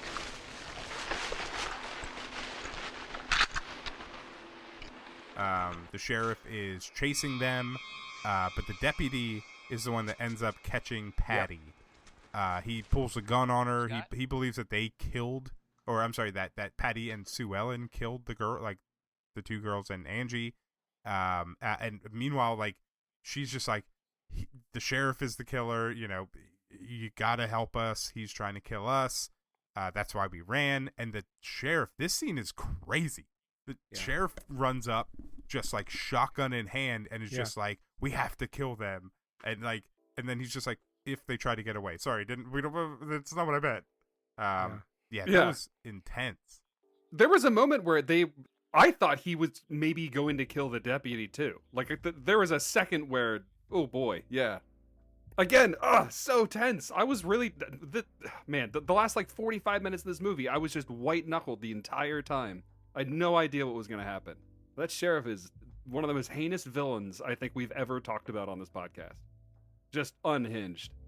Yeah, because he's a real villain. Like, he's realistic. I mean, he's won all those accommodations, you know? How could he be a bad guy? Yeah. He's really sweaty and hairy, too. So that's why he's realistic. He needs to get this man put a shirt on. Yeah. Sign up for Harry's Razors. Gotta get this guy cleaned up.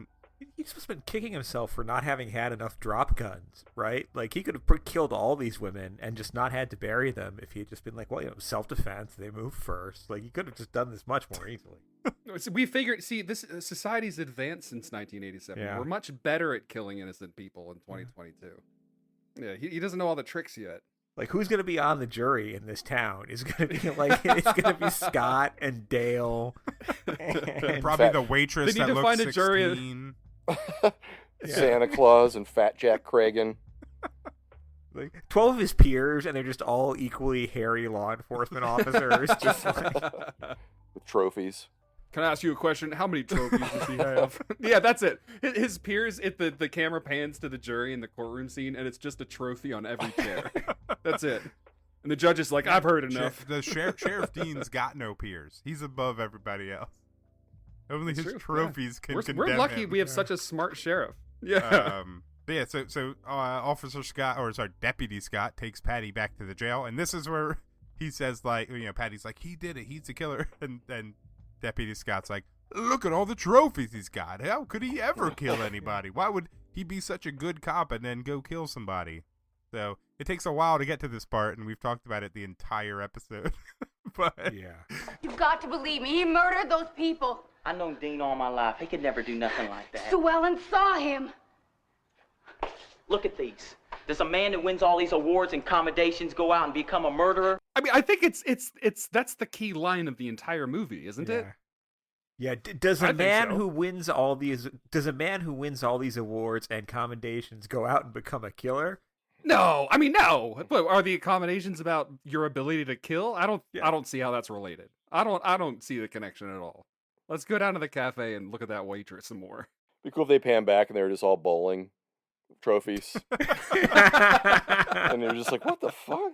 There's like, he's got a trophy for planning fake evidence, and it's like, well, yeah, that makes sense. He's got the largest luggage collection of any police officer in this precinct. Because he steals it? Yes, because he gets them out of the trunks of Gotcha. lost people's cars. Why does he have all this young woman's lingerie here? I guess you wouldn't know how old someone is based on their clothes, but never mind.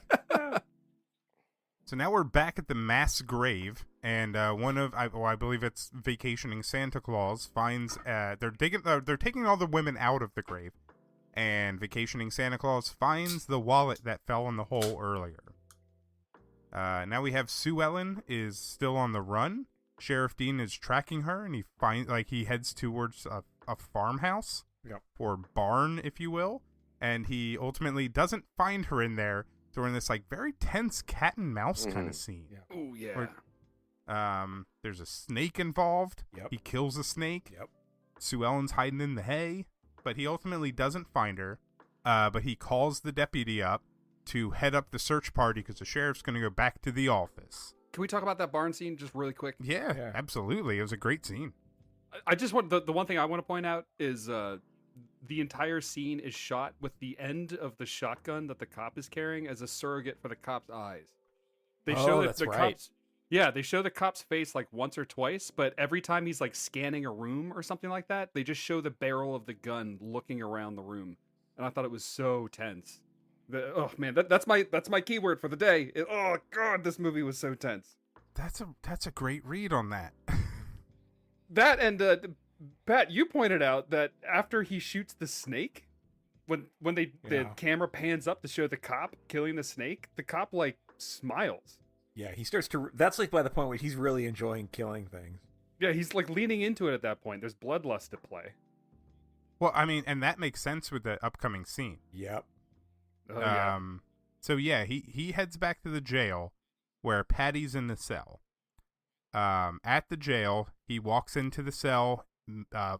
Tells Patty to undress twice and ends up strangling her with her own bra Or actually, I think he just strangles her, but then he fakes the death as a suicide by hanging her with her own bra in like the window. During that whole like scene, there's a radio going, a religious radio show, and I didn't pay enough attention because I was trying to figure out, like, I was trying to track what was happening. It seemed, but I feel like you guys have something to say about the radio. Well, not only about the radio, but also the camera pans on his hairy chest. The scene implies that like sexual assault is going to happen, right? Yes. But then that doesn't it doesn't turn into like it doesn't turn into that. It turns into a strangulation scene. But the camera dwells on him sexually. It objectifies him. It pans down from his face to his chest, and it just sits on his chest, and you just see this guy's hairy pecs. How long is that shot? Like 4 or 5 seconds? Like 20 fucking minutes. It feels like 5 minutes. Yeah. Seriously. And the radio preacher, I don't know if you guys wrote down anything that he said, but the entire sermon was about submitting to authority, and God is over you, and you are worthless, you are worms, and you need to accept, the domination of God in your life and give up everything to God, and only then will you find peace. And while it's like an old school Southern preacher, like you can hear the sweat dripping over the microphone as he's screaming these things into the radio. And the entire time we see this nasty, burly, evil cop, like essentially doing that, like forcing dominance over this poor woman in the jail cell. It disturbed me. It was outstanding. I read it like a slightly, I totally agree, but I read it a little bit different with, it was like he was totally going to assault her in the beginning, it seemed like, but then it was almost like a seduction scene, the way they were like focusing on him, and then there was just a scene of his lips, and then her lips, and she was leaning in to kiss him, and then the preacher is like, don't be tempted by the pleasures of the flesh and wickedness and the temptations of wickedness. And then he started explicitly talking about Jezebel, and he's like, and the Jezebel, and then they like, it was almost like he was tempting her, and then she was like leaning into the temptation and was going to make out with him, and then he switched around and strangled her, and killed her. I'll pay the price, my lord. I'll pay with my life. Washed clean in the blood of the Lamb. There is no other way. Salvation awaits. I promise you this. The only power is the power of the Holy Ghost. Not my words, not my beauty. Power, authority, personality, money, knowledge, degrees on the wall, but the power of the Holy Ghost. He lives in me, redeemed through the power of our Lord Jesus Christ. Say amen. I think the reference to Jezebel was interesting because, like, I think he called, like, when he's talking to the, like, local hunters that have been, like, deputized, he I believe he refers to Sue Ellen as a harlot. Yeah. Yes. Which is just kind of one of those other terms, like Jezebel. Yeah, I assume, like, the shot of his chest was, like, her point of view, and then... But anyway, this was the scene that my wife walked in on. And so she was like... what timing. She goes, does he rape them first? And I was like, well, he hasn't yet, no. And then they showed that long, like, slow kissing mouth shot where they're just about to kiss. And she just goes, what is going on? Like, she was... That's an appropriate response. And I was like, I don't know yet. I am not quite sure. It was, like, very confusing, but, like, really effective with the preacher and the way that it was shot, And then, of course, he just ends up strangling her. It's, like, pretty brutal. I'm just not used to seeing, like, capital T themes like this in the movies that we watch. Like, this scene was... It was brutal to watch, but it was great. Like, absolutely outstanding. It was excruciating, It was, yeah. It was really hard to watch, and it was extremely tense, and it was very sad, because I really like Patty's character a lot. And I just don't... I had hopes that Patty, she was like this very innocent-looking, wide-eyed, she looked the youngest of the group. She has all the markers of, like, Final Girl, traditionally, in, like, 80s slasher movies. And when she died, I that was my hope, was just gone. I was Yep. like, that's it. This is not going to be a happy movie. Yep. This isn't meant to be fun. This is done. We're done. Yeah. Yep. And yeah. Good scene. Brutal scene, hard to watch, but man, good scene. It really made the whole movie for me. Best directed scene in the movie. That's right. Even though you could study the geography of the sheriff's chest if need be. It was a little much. I mean, I certainly did. But yeah, it was a lot. was so well done.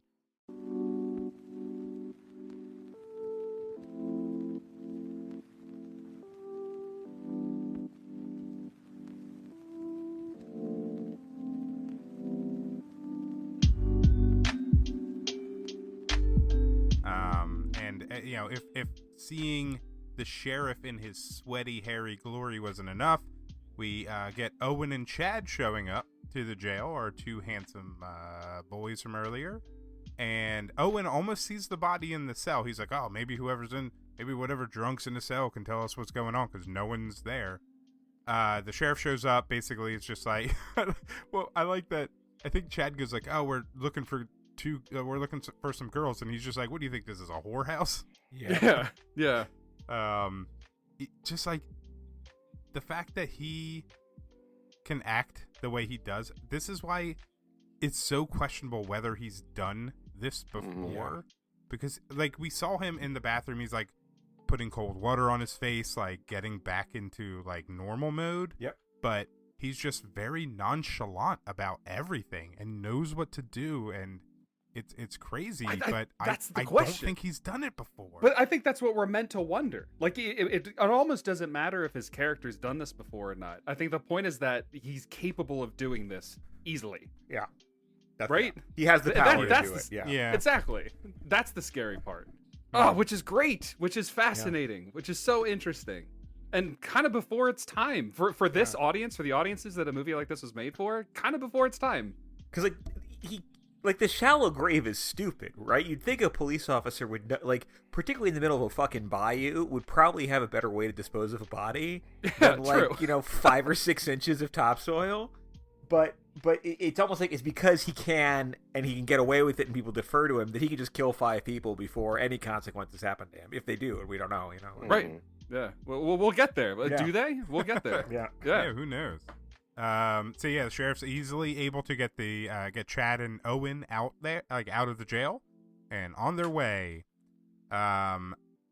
We actually, I'm not sure if it was before or after this, but we get a scene of like Sue Ellen running through the like tall grass, and she's almost at the road, and Chad and Owen drive right past her, and she's trying to yell out for them, but they just move on, and that's when when you said like they're in the first quarter of the movie still, where it's just like a fun time. They're spring breaking, man. They're going to Fort Lauderdale. They're gonna have a good old time. That's when these two movies collide, and it's just like, fuck, that's a good reading. Like that is really good. And I just don't think it was meant to be, but it works so well. I mean, I give the filmmaker credit. I think it was meant to be. I definitely see them as like some kind of surrogate for hope. Like that life could turn around for these 4, and when she's screaming and they are driving away and they do not turn back for her, like it's just the wind gets sucked right out of your sails, and you know, like it's just Sue Ellen left. And at this point, I didn't know. I assumed Sue Ellen was going to die, and I didn't know how. Like my frame of mind was just bleak at that point. Well, I agree that they are kind of like our last hope for her safety or whatnot, but just the idea of like them being in separate movies at this point, that's what I really like, and I don't think it was intentional, but it's just so good. Like I've never thought of something like that before, and I like it a lot. So all the ingredients are there. This movie throws a lot at you. But now, we're back. Can I take a break? I'm gonna hop in the shower really quick. Do you guys mind if I just get in the shower? Just wash this off of me. I've been thinking of that. We got through it. Sheriff too much. Hey guys, we got through this scene. It's been hanging over me this entire time. Woohoo! We got through it. All right. Yeah. We're back at the search party. They find Sue Ellen running through the woods. They shoot her in the leg, I believe, and the deputy stops all the shooters from killing her. And then she's like, I'm gonna die, and he's just like, you're gonna be all right. And then he just like turns to the camera and just goes, someone call an ambulance. Yeah. I thought that was so funny, because it's just like, no, that's totally fine. Like, fuck, you're screwed. Somebody get somebody here. Shh, calm down. You'll be all right. Call an ambulance. Yeah. So now we have an ambulance showing up. But also the sheriff shows up when Sue Ellen is on her gurney. She's being put into the ambulance. She starts screaming about how the sheriff killed everybody. He's the killer. She doesn't want to be near him. They load her into the ambulance. Deputy Scott is like, look, I think he's trying to like stick up for her at this point. Like, she had no reason to kill Angie. She didn't know her. Yeah. She's from out of town. It makes no sense. Yeah. And the sheriff is just like, this is what happened. And he gets into the ambulance with Sue Ellen. In case she gives a confessional, is what he says. Oh, yeah, that was his excuse. The ambulance starts driving off, leaving the deputy at the scene. As the ambulance is pulling away, the vacationing Santa Claus hunter comes up, says like, hey, I found your wallet at the grave. And he's just like, I don't carry one of those. That's got to be Sheriff Dean's. But Sheriff Dean was never at the grave site. Yep. And that finally clicks for Deputy Scott. And we get this freeze frame on the deputy's face as he figures out, like, yes, Sue Ellen was telling the truth, that the sheriff is the murderer. Yep. And we cut to credits over that freeze frame. Dumb. So we get no resolution. Dummy. None at all. Should have figured it out, dummy. They should have. Come on, Scott. They should have did a sad trombone for Scott, like wah wah. He was stupid right to the end, right when in that brief moment before the sheriff gets there, where Sue Ellen is like, "Where's Patty? Where's Patty?" And he's like, don't worry, she's in the jail, right, with the sheriff. Yeah. And she's like, he's gonna kill her. And then he says like, what's the line? I was like, how could he kill you in the jailhouse? Right. Like, it's like, dude, she's getting Epstein while you speak. Like, this is just, like, what the fuck? Like, but that's a place where there's law and order. Yeah. That doesn't make any sense. Come on. And there's all those trophies there. How could a jail You that's can't kill in housing front that of many trophies. accommodations? Yeah. Oh man, the lack of Okay, wait. Can we just go around the room? Lack of resolution. Yay or nay? I'm a nay on it. It didn't work for me. Yeah. No. I kind of liked it because it feels more realistic. That cop's not going to get in trouble. Come on. Yeah. I went in wanting resolution. By this point, I wanted him to chase that ambulance. I wanted there to be a car chase sequence with people shooting out of windows. But especially having had like 4 or 5 days to like sit and chew on this movie, I think I'm cool with it. I like that it's stuck in my dreams for a bit. I think, like, part of me is like I wanted the satisfaction too, and I kept on being like, well, like the wallet will be evidence now, and even if the town's justice system is fucked, like this is pretty hard evidence. And then I'm like, and maybe the deputy could like do like pit maneuver the ambulance or something before he strangles her, and also how the fuck is he going to kill her in the ambulance and make it look like it? Like, I was asking all these questions, but then I'm like, well, that's beside the point. He still killed 5 women, right, or 4 women, and like the horror is in the fact that. Not that he's necessarily, though he could be like a Jack the Ripper serial killer who has like a dozen. If those trophies are for like every half dozen women he's killed, or he just had a really bad day, so to speak, like, and went from doing just one murder of a domestic murder to like killing 4 strangers. Like, the horror is that he got that day to do it. Right. Everyone deferred to him, and it was terrifying. I mean, the movie is, by the end of it, it's kind of less about the 4 college students, and it's more about Deputy Scott and the shattering of his worldview.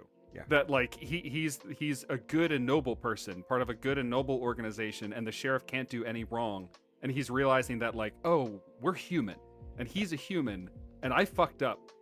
And the movie wants, at least that was my read on it. It's like the movie wants me to sit in the fact that it doesn't matter that he had that realization at the end. It was too late. Yeah. He realized it too late, and that's the point. Yeah. And then cut to credits. It also showed like the break where he was Deputy Scott kind of commented earlier where he's like, well, I knew Sheriff Dean my entire life. He would never do this. He's a good guy. And I assume Sheriff Dean would have like taught him how to be a cop, and this kind of is like his break from that right at the end. Yeah. So you can kind of just imagine where he goes from there, but ultimately, I think not having a resolution is just like, one, it can lead to a sequel, which never happened. Two, you can just make it up however you want. It's fine. Maybe Sue Ellen has superpowers now, and he stabs. We didn't have a dick stab in this movie, and I feel like we need it. If anybody needs one, it's that goddamn sheriff. Fuck you, Dean. I mean, if they kept the alien aspect in when the ambulance was pulling away, the spaceship could come and just beam the ambulance into the spaceship, and then that could have been the ending. There you go. How shallow could your grave be on the surface of Mars? I mean, the sheriff did pull a shotgun like 2 feet away from a teenage girl while, the deputy was like cradling her in his arms, like, dude, I got it. Everything's cool. Yeah. I got it. And had to like calm him down from point blank blowing her away. And he still was like, I don't know, maybe he's a good guy. It just frustrated me how dumb he was, is all. You when you're this, I feel like this is a maybe a point of showing that maybe this sheriff has done this before, because maybe he's groomed this deputy to like idolize him or like have a different viewpoint on what policing should be. Well, that's it. I think that's it. That's exactly it. You're exactly right. I totally agree with you. And it's not even necessarily like interpersonal grooming between these two men. It could be that the fraternity that they're a part of is also like a grooming mechanism. Yeah. But they're like sick with authority. Yeah. Like the preacher was saying on the radio. Oh, man. Well, we could wax poetically about this all night, but what do you guys say we I don't know, put a bayonet on the end of this shotgun and stab this movie to death? Let's do it. I don't know where you were going with that one. Neither did I. Is there a shotgun with a bayonet? I don't even know. I kind of want one now. Time for the ratings. So here on Stabby Stabby, we like to review movies by stabbing them to death. Stabbing is something that we on this podcast do affectionately. I can't speak for this film, but we on this podcast do affectionately. 0 stabs means it's not a movie, it's a post-it note, and it's a poorly written post-it note that you don't know how to read because it's gibberish. A doctor wrote it. And 10 stabs means it's the greatest film of all time, and you should watch it every single day. It should be seared into your heart like branding. Eric, how would you rate this movie? I would give Shallow Grave, I wrote down a 7. So it did seem, I think I mentioned this earlier, it seemed like it was going to be a sorority house fun slasher in the beginning. And then I think, like I mentioned, once that tire blew out, it just went in a whole different direction and got super, super dark. So I thought there was really good suspense and tension like built throughout. And, like I mentioned, the ending for me just wasn't very satisfying. I thought it was a little slow in some spots. It did have like a made-for-TV vibe, but with boobs and blood. So, yeah, it lost me in some parts. But, yeah, I'm glad I watched it. Yeah, so 7 for me. I don't really have too much to say that we didn't already cover. In the last 2 hours. Right. Glad I got to watch it. Yeah, some cool moments. And that jail cell scene, although the subject matter was horrible, it was filmed really, really well, especially with the voiceover from the radio station. So I thought that was the standout moment in the movie. How about Pat? I'd like to hear your take on it. I'm with you on like 7. I think like it was. I don't know if I want to watch it again, but I think I might. I don't think I would have watched it without you guys doing this, but like I'm glad I watched it. It felt like a very serious movie in a way. Like it didn't. It felt like it was like a horrifying drama. Mm-hmm. I guess. Like even if the characters were kind of shallow, so to speak. Like yeah. I don't. It did feel like I'm still like stuck in this surreal thing. Like where I love your reading of it, Dan. Where it's like I want to be in the. I want the credits to put me back in that other movie, and I'm with Scott and Chad, and we're just going to the beach together.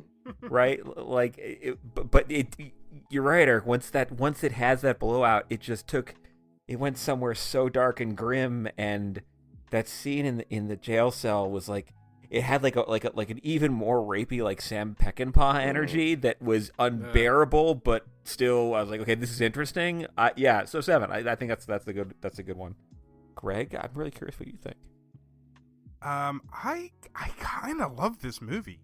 I'm gonna go 8, so not too much higher, but I thought it was incredibly well done for being made for what would probably be the budget of a ham sandwich. There was so much tension in this movie. You could just wrap yourself up in the most uncomfortable, scratchy blanket of it. But the girls were great for being local actresses. The sheriff was incredibly intimidating. I don't know, the horror of this is more of a thriller, but man, it was absolutely solid. And I thought the restoration was as good as you're probably going to get for a movie like this. Definitely, I do recommend picking up the Blu-ray. The one it's on Tubi as well. It looks like somebody filmed a recording of a recording from a shoebox film. Come on, Tubi, you reputable streaming service, Tubi. No, Tubi TV's great, but the version they have up there is a hot mess. Or at least at the time of this recording. But it was way better than I thought it was going to be. And just the idea that cops at that time were just as scary and shitty as they are now, or at least can be. This movie didn't feel dated outside of the jangly wristbands and stuff that the girls were wearing. So, big recommend for me. 8. Only because, of the resolution, I would have liked maybe something. I'm okay with it not having an ending, really, but just a surprise freeze frame does feel like the writer just gave up on it. But, 8 stabs for me. How about you, Dan? When I initially watched this movie, I put down a 7, but I'm adjusting that to an 8 because this movie, since I saw it, has lived in my head rent free, and I have not stopped thinking about it, which I think is a testament to its power. It like everybody else said, it's a capital F film. It has stuff on its mind. It's got clear themes going on in it. I was not expecting to find a film of substance with a lot on its mind when we chose this movie out of a hat. I like I said before, I chose this movie because I like the tagline. That was it. There's not much else to add. It's great. Like you said, the performances were all pretty outstanding. I don't think there was a bad actor in the bunch, and the direction was great. And yeah, that final jail cell scene, I don't know if I'm gonna be able to shake that. And Pat, I definitely plan on rewatching this. I think this is gonna be something that I'll probably watch every couple of years because I'm as bleak as it sounds, I like the headspace that it puts me in. I really enjoy a lot of the movies that we watch. I'm not trying to piss on the other movies that we watch here, but this movie really stuck in my craw in a way that none of the other movies we've watched have. And I really appreciate it, as an art form. I really like it. So, yeah, it's an 8 out of 10 for me. I really dug it. I would not go higher than an 8 because I don't think everybody should watch it. This is not for everybody, but if you want to be challenged and if you want to see a movie that takes a turn for the bleak, oh boy, this will put you in that headspace for sure. So 8 out of 10 for me. If you listen this long, thank you so much. Thank you. We really appreciate it. If you know other weirdos that like old horror exploitation thriller movies and would enjoy scene by scene breakdowns like this, do us a solid, pass this along to them. We really appreciate it. It does help us out a lot. And if you don't mind, if just gather up all the stars you have, just laying under the couch cushions next to you, just stuff them into your app, whatever you're using to listen to this, all 5 of them. We really appreciate it. Just give us a 5-star rating. That really help us out a lot. If you want to follow along with us, watch a movie before we spoil the whole goddamn thing, Greg, how can people do that? Well, you can come on over to our checkout counter with the girl who looks like Eric at Instagram. And follow us at StabbyPod, StabbyPod. Every week on Wednesdays, we announce the next movie we're going to watch, and new episodes of the show comes out every Monday morning So it's ready for you on that first office work day of the week when you just want to die. So please come on over. We will not bore you. We will not entertain you either. On Instagram, we'll do our best to just keep you up to date and not annoy you. And we love you. And I am on beer 3 now, so I'm a little happy. So you're getting sentimental. We love you too, Greg. Oh, Greg. But before we depart, a very sincere thank you to our friend Pat. Thank you so much for joining us, dude. It was a blast to watch this with you. I'm so glad we had you in the room for it. People want to learn more about you. Oh, sorry. No, I was delighted to watch it with you guys. I've been watching movies in my head with you all since you started doing this. So this is a pleasure. That's awesome. If people want to learn more about you, is there a way they can do that? I'm on Twitter too much as Pat Blanchfield at Twitter. Oh yeah, follow Pat. Blow up his follows. Yeah. He's a good follow. Well, thank you. He's a funny man. Well, thank you. And Eric, what do we like to say at the end of every episode on Stabby Stabby? We like to say, get your peepers ready to stare at some sweaty, hairy man boobs. Tune your station to WMDLY. Listen to Fat Jack and the Waitress song, and put it in pilot mode, and take a rubber knife and stab your friends. Wait, what? in the shower, yes, while they're pouring fake red dye over their hair. All right, don't forget to stab your friends. Thank you for listening.